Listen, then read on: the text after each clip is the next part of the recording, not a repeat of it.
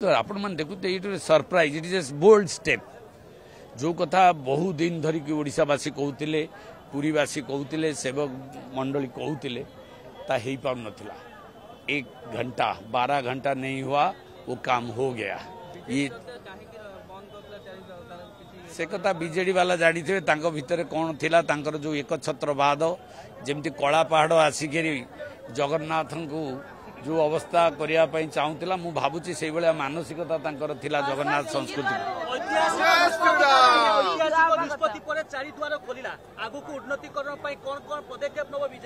आम ओडिशार सबुठ बड़ ठाकुर पुरी जगन्नाथ जी सारा विश्व लोक आसती तेणुक जितेबाला विकसित ओडिशा तैयारी करा परिकल्पना नहीं तो जगन्नाथ संस्कृति परंपरा कला साहित्य मठ मंदिर एवं पुरीर सर्वांगीन विकास पाई सरकार प्रतिज्ञाबद्ध एवं आगामी दिन में सरकार बहु कार्य हाथ को नेबे आपण माने टिके अपेक्षा करंतु देखिबे गोटिए पर गोटिए कार्य हो। आज्ञा प्रभु जगन्नाथंकर आशीर्वाद रे 4.5 कोटी ओडियांकर समर्थन रे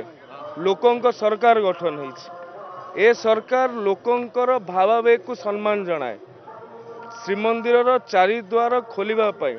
वरिष्ठ नागरिक परिषद ठारू आरंभ करिकी समाजर तमाम अनुष्ठान बारंबार पिटिशन देइछंती बारंबार दायरा करिछंती लोकंक हृदय रु आसुतला प्रभुंक भितरे प्रभु जगन्नाथ हेले भक्तंकर भगवान से भगवान और भक्तंक भितरे जो अंतराय सृष्टि कर जाउतला जो दूरता को बढ़ाई दिया जाउतला ताहाकू समाप्त आज करा जाउची। मंत्रिमंडल बसिला परे प्रथम 2टी बड़ निष्पत्ति श्रीमंदिर प्रभु जगन्नाथ को आधार करा जाइछि। केवल श्रीमंदिर प्रभु जगन्नाथ को आधार करा जाइनि 4.5 कोटी ओडियांकर भावावेग को प्राण केन्द्र को आधारित करा जाइछि। तेणु आज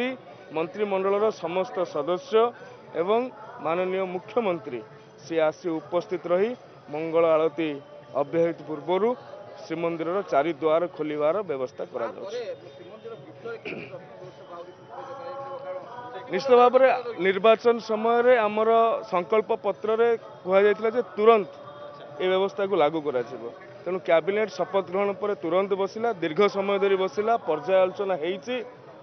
पूरी जगन्नाथ मंदिर को भित्ति करिकि जहाँ जहाँ प्रसंग अच्छी भारतीय जनता पार्टी ताहाकू